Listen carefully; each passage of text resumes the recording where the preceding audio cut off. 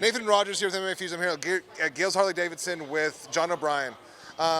John, tell us a little about yourself. Where do you come from? What got you into this? I was wrestling here in Kansas City at Archbishop O'Hara. School closed down.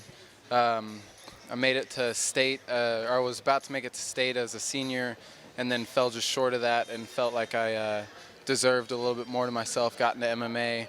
That's where I met Grant Dawson, UFC, and ever since then he's just kind of been in my ear the whole time saying, you can do this, you can go after this, and you know, 7 fights later, here I am ready for the next one, and I've got big plans for this, and a lot of people might not know my name yet, but they will soon. Right, man. Well, not a lot of people can say that they're one of their main training partners is a UFC lightweight. You know, what does it mean to you to be able to kind of have that kind of training partner, and how hard does he push you to get better?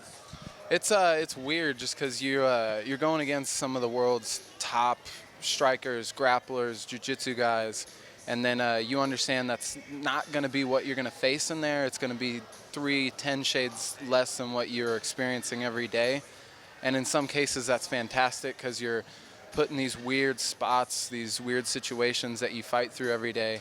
But you don't always experience the chaos that comes into fights. Some guys come in and swing, but you know, being 7 fights deep, going into my 8th one with a tough opponent tomorrow who's in the same situation as me, I would hope that he's going to bring a lot of technical skill to the game, and that's something that I experience on a daily, Monday through Saturday. Well, you know, it's kind of crazy to see you as a 7-fight and 8-fight amateur fighting in the beginning of the card. Obviously, it's a very stacked card you're fighting on tomorrow night. Tell me a little bit about who you're matched up against and how you feel you match up against him. I'm going against Joey Hart. I believe he's 6-2 from Minnesota. It's a weird fight for me because it's the first time I've gone against somebody with a name, with a lot of hype behind him.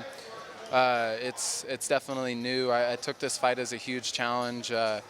My company's doing a tent out here. I was supposed to be a part of all that, and I'm kind of taking the back end to get in the cage and take a hard fight outside.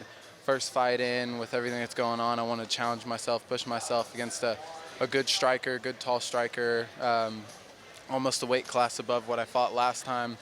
But I'm excited for the challenge, and I'm excited for this fight.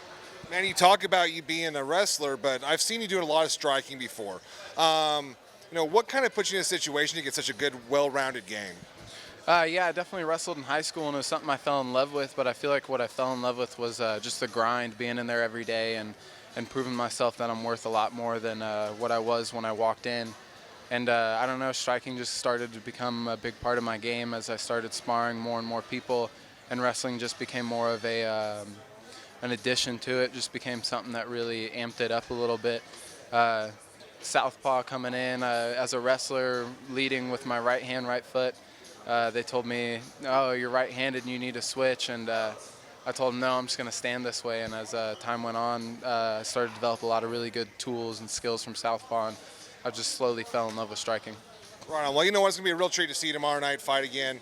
We look forward to seeing you. You can catch him live tomorrow night right here from Gales Harley-Davidson on MMAFutures.com.